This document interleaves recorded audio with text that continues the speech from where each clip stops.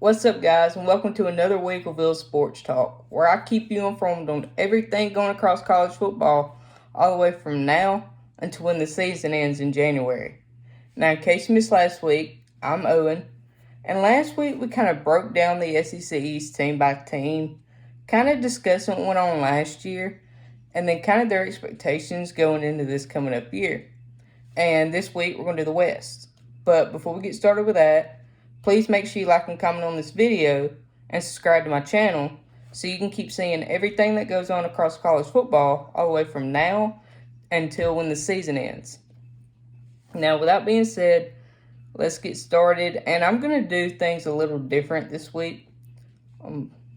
For this video, I'm actually going to break the West down into two parts. I'm going to do about 3 teams this video, and then either next week or in the next coming up days, I'm going to do a part 2 with the last 4 teams. So y'all make sure to be on the lookout for that. But with that being said, let's get started with the West. And I want to start with LSU. You know, LSU, they got Brian Kelly. Brian Kelly, he's entering his second year as head coach at LSU. He was previously at Florida State, where he coached there for 12 seasons. And during that 12-year tenure at Notre Dame, he actually composed a 113-40 record. Now, that's a lot better than I thought it was. But during his time at Notre Dame, he did kind of make a pretty good run there. He actually took Notre Dame to the 2012-2013 BCS national title game, where he was then defeated by Alabama 42-14. And then in 2014, when the CFP era started, he took Notre Dame to 2 playoff appearances. Once in 2018 and then once in 2020. When in 2018, he lost to Clemson 30-3 in the semis. And then in 2020, he lost to Alabama 31-14 in the semis. But fast forward to this year, you know, Brian Kelly, he kind of overexceeded expectations as far as head coach at LSU for being his first year, or at least overexceeded my expectations anyway. They went 10-4 this year. They won the SEC West. They had big wins over Alabama, 32-31, in that overtime thriller, where in overtime, Brian Kelly, instead of kicking the extra point to just send it into another overtime, actually decided to just salt the game away right then and there and go for 2. And in time, that actually ended up paying off because they beat Alabama for the first time since 2019. And then they also beat Ole Miss 45-20. And if you would have asked me before this game, I probably would have told you that this game was probably going to be neck and neck, probably a coin toss. And I probably would have told you that I expect Ole Miss to edge it out, but I would have been terribly wrong. LSU dominated that game. They played very well. They completely deserved to win that game. But LSU also had some pretty disappointing losses on the season. They lost to Florida State 24-23 in the opener. And again, if you would have asked me at the beginning of the season last year, I probably would have told you that Florida State loss would be a very crucial loss to LSU. But as the season progressed and as Florida State progressed, that loss actually turned into a very quality loss because Florida State actually exceeded expectations themselves and had a pretty great year. And I honestly expect them to do pretty big things this coming up year too. And then they also got embarrassed by Tennessee 40-13. That game was not even close. Tennessee dominated that game on both sides of the ball. Defense looked great. Offense always looks great. Hendon Hooker looked amazing in that game. It just complete domination by Tennessee. And then, of course, you got that shocker, 38-23 to Texas A&M. And this was kind of the game that eliminated LSU from national title contention and ruined their chances of becoming the first ever two-loss team to ever make the playoff. And then they lost to Georgia 50-30 in the SEC title game. Now, going into this year, LSU, they have exactly 71% of their total production returning. That is 81 on the offense and then 61 on the defense. Some big names, I would say, returning for LSU. You obviously have quarterback Jayden Daniels. Very good quarterback for LSU last year. If you ask me, he was kind of inconsistent at times. There was times he played really well, and there was times he not so well. He's an okay passer. He's more of a running type quarterback. But like I said, played pretty well for LSU last year. He's going to be huge coming back for LSU this year. But if you ask me, if I was Brian Kelly, the way Garrett Nussmeier came in that second half in that SEC championship and absolutely lit up that Georgia defense, who's one of the top-ranked defenses, not only in the SEC, but the country, I would at least consider a quarterback competition this offseason. Even though Brian Kelly's already came out and said that Jayden Daniels is going to be the starting quarterback next year, I would at least consider Garrett Nussmeier in a quarterback competition with Jayden Daniels for that starting spot, because he played phenomenal when he came in that SEC championship game. Then you got tight end Mason Taylor.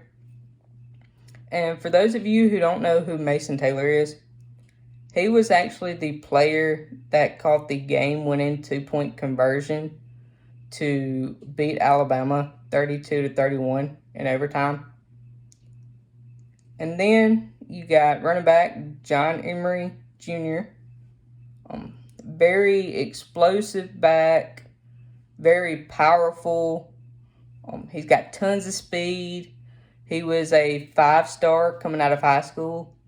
He was actually, I think, the number 2 rated running back in his class coming out of high school. So he's going to be huge coming back for LSU this year. And then you've got wide receiver Malik Nabers. And, Malik Nabers, he's a very tough wide receiver. He's got speed. He's got agility. He's got great jump ball ability. But the reason that he is big for LSU this coming up season is he was LSU's leading receiver last year. And anytime you have your leading receiver returning for another year, that's huge for anybody. I don't care who you are. But, despite those players coming back, LSU has also took a hit to the transfer portal. They lost 15 players to be exact. Some big names here. Linebacker Demario Tolan, he's going to Auburn. And then wide receiver Jack Beck, he's a big one because Jack Beck was kind of expected to be one of those guys to step up and play a bigger role this year. Even though he didn't play much last year, he was kind of expected to step up and take on a bigger role to kind of fill the shoes of Kayshon Boutte and Jaray Jenkins, who are headed to the NFL draft. So that's why he's big. Some notable transfer additions for LSU this year. They've got 8 of them. Some big names here. Cornerback, 5-star Devin Harris out of Texas A&M. Then you got wide receiver Aaron Anderson out of Alabama. Again, he's one I expect to step in and make an immediate impact for that receiving core for LSU. And then, of course, I mentioned wide receiver Kayshon Boutte and wide receiver Jaray Jenkins.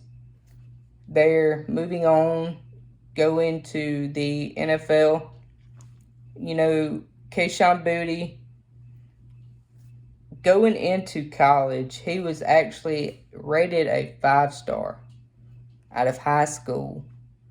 And then in college, especially this past year, he was actually one of the nation's top wide receivers in college. So him going to the NFL is obviously going to take a hit on LSU. But I think through the transfer portal and recruiting, I think they can find somebody to kind of replace him and find another big name wide receiver there. But entering the draft, they also have defensive back Jay Ward, and then edge B.J. Ojulari. And B.J. Ojulari going to the draft, that's another big hit for LSU. He's a very physical edge rusher. Can get your hands on it. He can get to the quarterback. That's going to be a big loss for LSU. And then you got cornerback Micah Gardner. Now, my expectations for LSU going into this coming up year, I kind of expect them, because they didn't lose a whole heck of a lot this year, I kind of expect them to pretty much almost duplicate what they did this past year. I expect somewhere between 9 and 10 wins. I would probably, honestly, lean more towards 10. I could see them dropping one to maybe an Ole Miss this year. Or I could possibly see Alabama getting revenge this year. So, but the second team I want to talk about is Texas A&M. You know, Texas A&M, they have Jimbo Fisher. Jimbo Fisher, he's entering his 6th year as head coach at Texas A&M. And during his time at Texas A&M, he is actually 39 and 21 as a head coach there. Now, coming off last season, he Texas A&M really didn't have the season last year that they were expected to have. They had really high expectations going into last year. They were one of those teams that were expected to compete for the West, maybe win the West, but that did not happen. They actually, and going into last year, the reason all this hype built up is because they actually signed the number one recruiting class last year in the nation. But like I was saying, all that hype really didn't live up. They finished last in the West last year. They finished 5-7, which is actually the worst winning percentage for A&M since 2003, when they finished 4-8 and lost to then number one Oklahoma 77-0. And also that 77-0 loss to Oklahoma is the worst loss in Texas A&M history. So not a great year for A&M last year. And one of those reasons for this setback of a year is their offense. Their offense was kind of sluggish last year. You know, they did have some big wins, or I say big. They beat Miami 17-9. And then, of course, they had that shocker against LSU, 38-23. But they also had some very disappointing losses. And this is going back to what I was saying about the offense. They lost to Appalachian State 17-14. And then they lost to Alabama 24-20, which, granted, Alabama had their backup quarterback in that game, taking over for the injured Bryce Young. And then, of course, they lose to Auburn 13-10. And like I was saying, a big part of that was the offense struggling so much. I mean, they only beat UMass 20-3.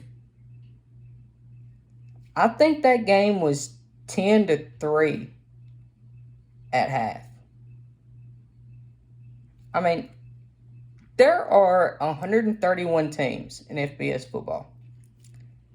And Texas A&M's offense ranked 101st out of 131 teams.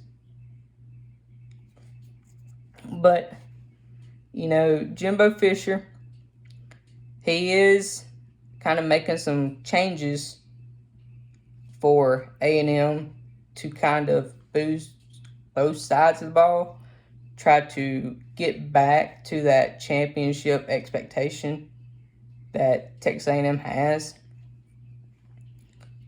He's replacing his offensive coordinator, Daryl Dickey, and he's replacing him with Bobby Petrino.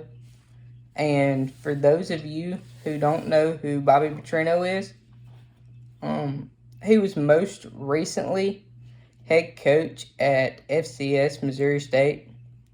And before that, he actually had 2 stints at Louisville, one in 03 through 06, and then the other was from 2014 through 2018. And during that 2014 through 2018 stint at Louisville, he actually coached 2016 Heisman Trophy winner Lamar Jackson.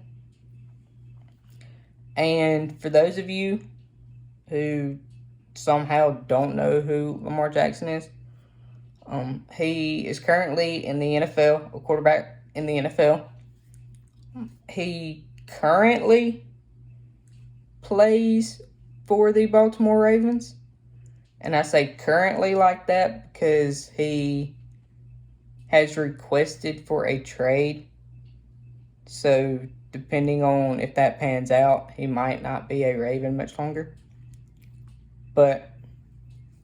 And most people, not me, but most people consider Lamar Jackson to be a top 10 quarterback in the NFL. Now, if you ask me, I just consider Lamar Jackson to be a glorified running back. But he's still a great athlete and a great player. So that just shows you what kind of talent and what kind of quarterback ability that Bobby Petrino can produce.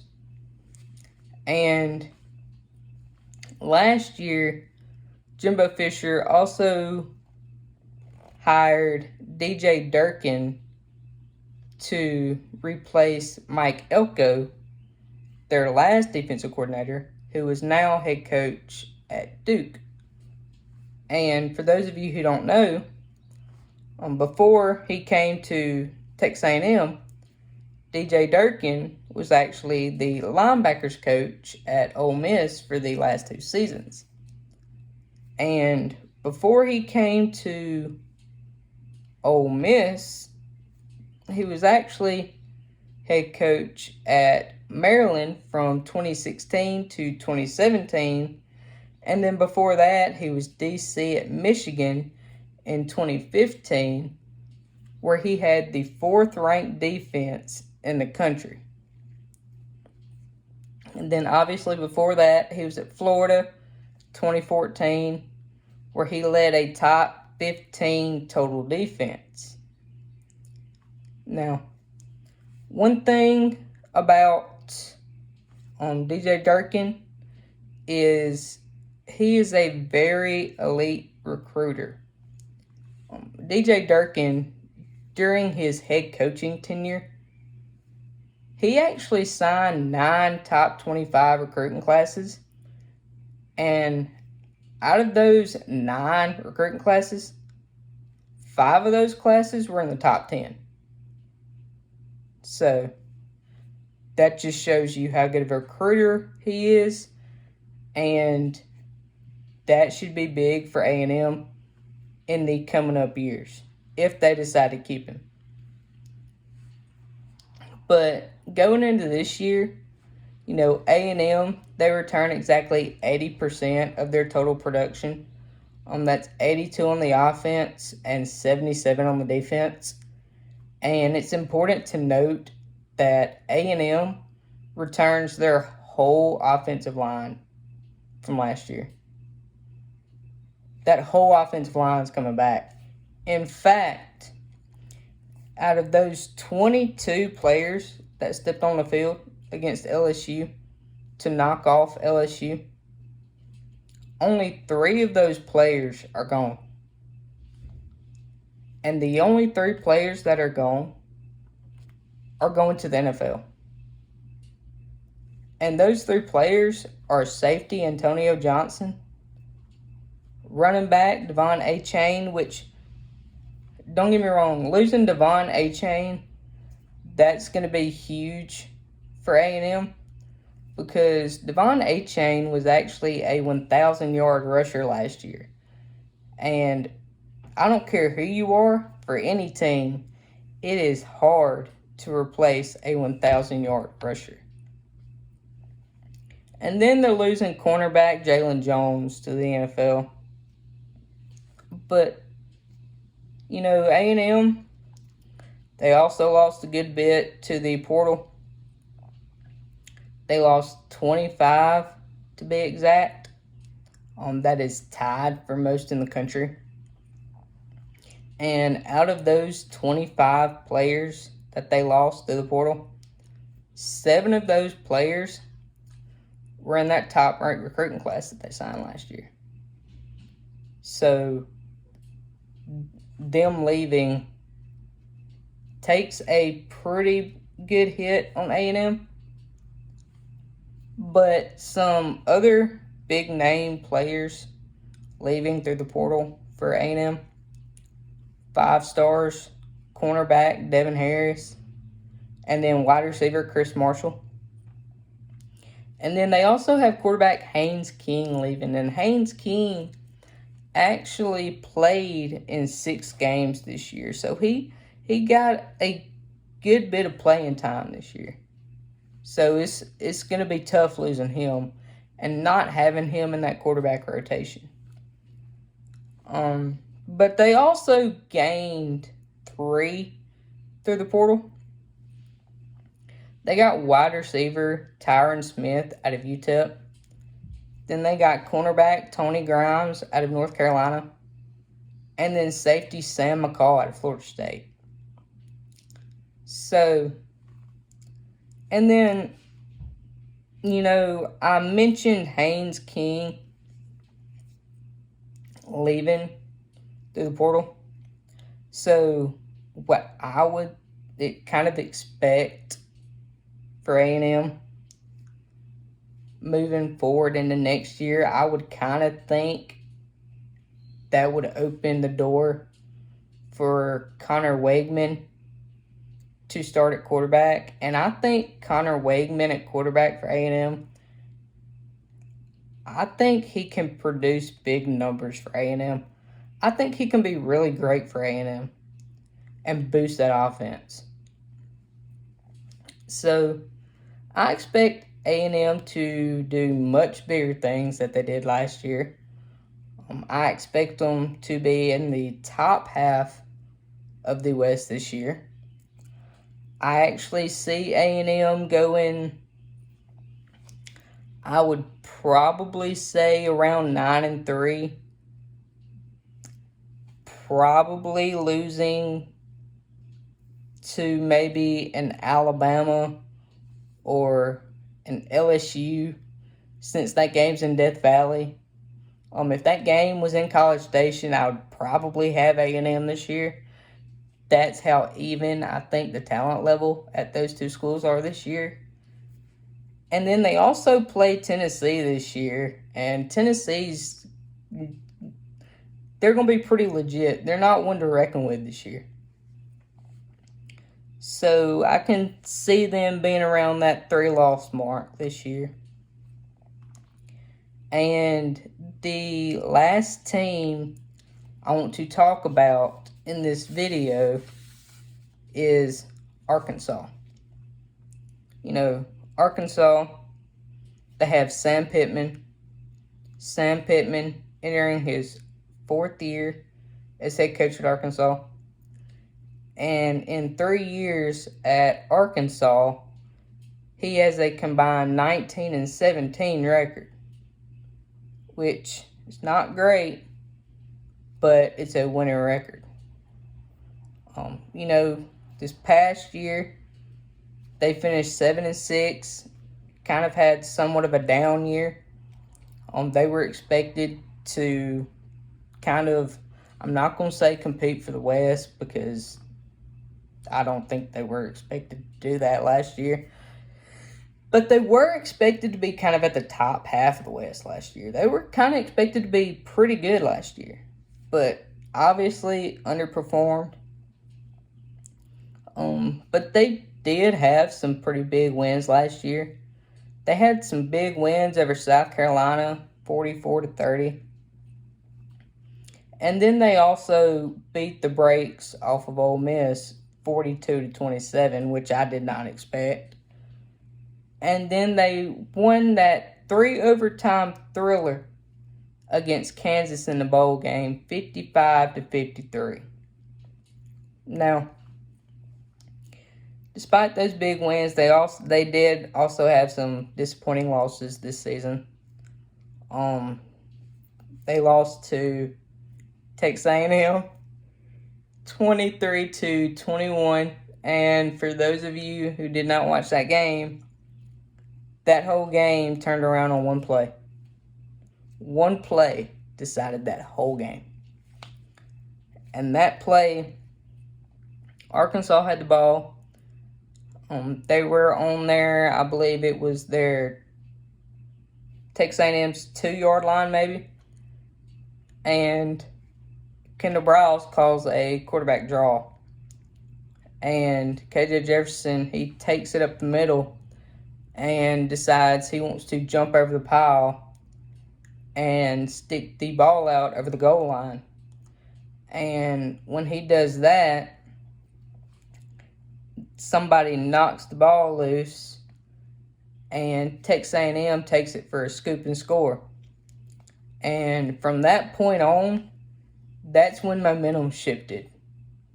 That's when the game went in A&M's favor.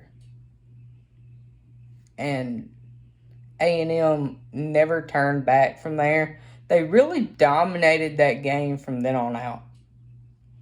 So, then of course they lost to Alabama 49-26. And if I remember right, that game was a lot closer than the score says. I believe that Arkansas had it close until pretty much towards the end, and then Alabama kind of pulled away late. And then, of course, they get embarrassed by Mississippi State 40-17. Then, of course, they got that shocker against then Hugh Freeze-led Liberty 21-19. I don't think anybody expected that. Even though Liberty was a good team last year, they were no slouch. I don't think anybody expected that. Then they lose a hard-fought defensive battle to LSU 13-10. And one thing about that game, Arkansas's defense played their hearts out. They played very great defense that whole game. I mean, defense was lights out. If Arkansas's offense would have showed up just a little bit in that game, just a little bit, they would have won a game. And you can say, oh no, temperature had a play in it, it was freezing cold. No. If Arkansas's offense shows up just a little bit, they win that game. And then, of course, they lose to Missouri 29-17 in the rivalry game. And that game, it's a rivalry, so, I mean, with rivalries, you never know what's going to happen. I mean, they could honestly go either way.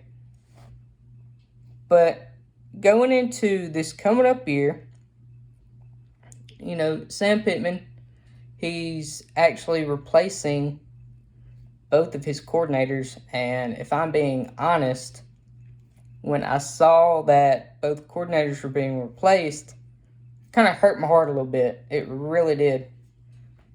Because Arkansas's coaching staff this year was actually in my top 5, maybe my top 3 most favorite coaching staffs in the SEC. That was a great coaching staff that he assembled. But both the offensive coordinator and defensive coordinator are leaving this year. Kendall Briles, the OC, he left to take the same position at TCU. And replacing him is Dan Enos. For those of you who don't know who Dan Enos is, he was most recently at Maryland, where he was the offensive coordinator there for the last 2 seasons. And during his time at Maryland, his offense actually ranked 4th in the Big Ten in both total offense, where his offense was putting up 401.2 yards per game, and then in scoring, where his offense was putting up 28.2 points per game. And then he was also the running backs coach for Cincinnati in 2020, and then, of course, the offensive coordinator for Miami in 2019. So, and one thing about Dan Enos and his offensive style, Dan Enos, he likes to run kind of a West Coast spread offense. Expect this year, last year with Kendall Browse, KJ Jefferson was primarily RPO. He ran a lot of RPOs last year under Kendall Browse. This year under Dan Enos, I would expect a lot less of that. Very few RPOs this year. Expect kind of more of a drop back pass, downhill run kind of thing. Give KJ Jefferson more time to scan the field. Give the receivers more time to get downfield. So that's what I kind of would expect from Dan Enos this year. And then they also replace their defensive coordinator, Barry Odom, who left to be the head coach at UNLV. And they're replacing Barry Odom with Travis Williams. And for those of you who don't know who Travis Williams is, he was most recently the defensive coordinator for UCF for the past 2 seasons. And at UCF, he actually produced a top 40 defense in the FBS last year, only allowing 23.2 points per game. So their defense could turn out to be pretty good next year under the new defensive coordinator. But going into this coming up year, Arkansas, they're returning 54% of their total production from last year. And that's 58 on the offense and then 51 on the defense. Some big names returning for Arkansas is obviously quarterback KJ Jefferson. And KJ Jefferson returning is huge for Arkansas. One thing about KJ Jefferson, just looking at KJ Jefferson's stats from last year, and I told you earlier that Arkansas finished 7-6 last year. If Arkansas would have had a better record, let's say a 9-3 or maybe a 10-2, probably closer to a 10-2. KJ Jefferson could have been in real consideration to at least go to New York. Now I'm not saying he would have won it, but I'm saying he could have at least been in real consideration to go to New York for the Heisman. Because if you look at his numbers, they were ridiculous.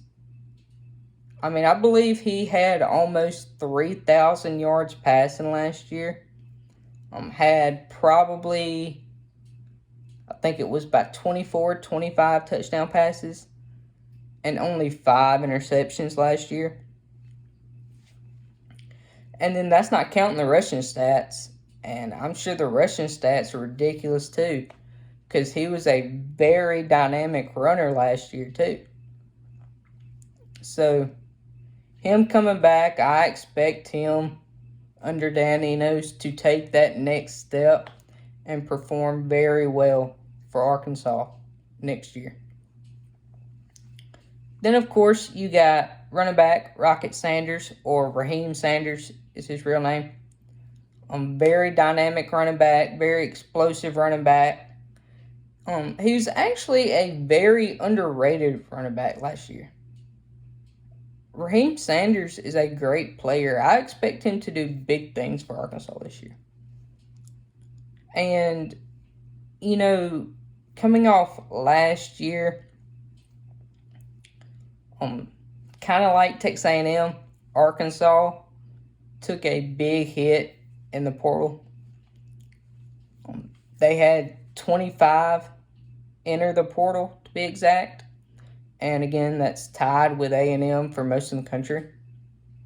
Some big names for Arkansas entering the portal. You got defensive end Jordan Dominant. Very explosive defensive end. Can get off the line, get to the quarterback. But the main reason he is so important and the main reason he's on this list is because he had 7.5 sacks last year. That's hard production to replace. Then you got wide receiver Ketron Jackson Jr. He's going to be pretty hard to replace. He played off and on last year. And then tight end Trey Knox. That's the big one to replace. A very explosive tight end. Can kind of play both the tight end and receiver role. And then defensive back Miles Slusher. So that's what they've got leaving in the portal. But they're also getting 2 in the portal. And these 2 that I have listed on here, I think are pretty big for Arkansas. The first one is quarterback Jacoby Criswell out of North Carolina. Now, obviously, KJ Jefferson is going to be the starter next year. But Jacoby Criswell could possibly be considered a QB1. He is going to be a great backup for Arkansas next year. And then you got wide receiver Tyrone Broden. He's a very physical wide receiver. Got speed. He's got great footwork. He can create space. He's got great catching ability. And one thing about Broden is he actually stands at 6'7", and he is currently the tallest wide receiver in the nation. And as a wide receiver, height's a big thing, so that's big for Arkansas there. But Arkansas, they also have some players entering the draft this coming up year. They have 5 of them, to be exact. The first one is linebacker Drew Sanders. Drew Sanders transferred from Alabama into Arkansas. Didn't play a whole heck of a lot at Bama. He played a little bit, but not much. Transferred to Arkansas, obviously, has ended up being a dynamic player for Arkansas, a great tackler for Arkansas. He's going to be a big hit going to the NFL. Then you got wide receiver Jaden Hasselwood. He's going to be hard to replace. Wide receiver Matt Landers.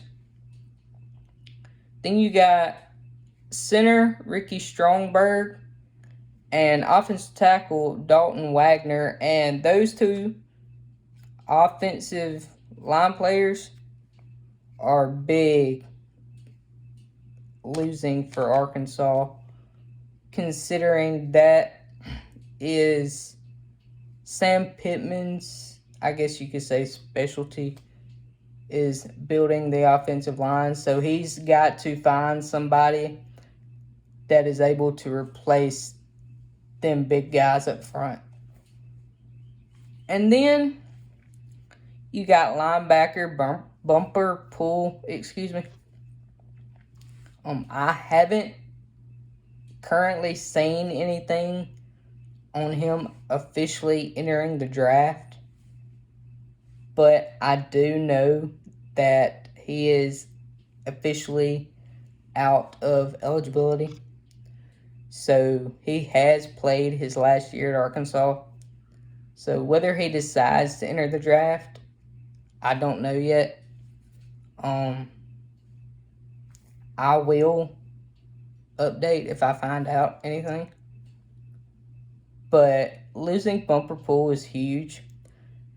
I believe he was Arkansas's leading tackler last year, and he is now considered to be one of the best tacklers in Arkansas history. So that's going to be big, losing him. Expectations for Arkansas going into next year. I kind of expect them to be towards the top, maybe midline of the SEC. I expect somewhere between that 7-5, 8-4 range. I would probably lean more towards 8-4, even though if somebody like Auburn pulled a shocker and was to upset Arkansas, that would not surprise me. But that's for the next video. But yeah, I would say somewhere between 7-5, 8-4 for Arkansas next year. And that is all I'm going to do in this video. And then in next video, I'm going to do the final 4 teams of the SEC West. So without being said, I will see y'all in the next video. Thank you.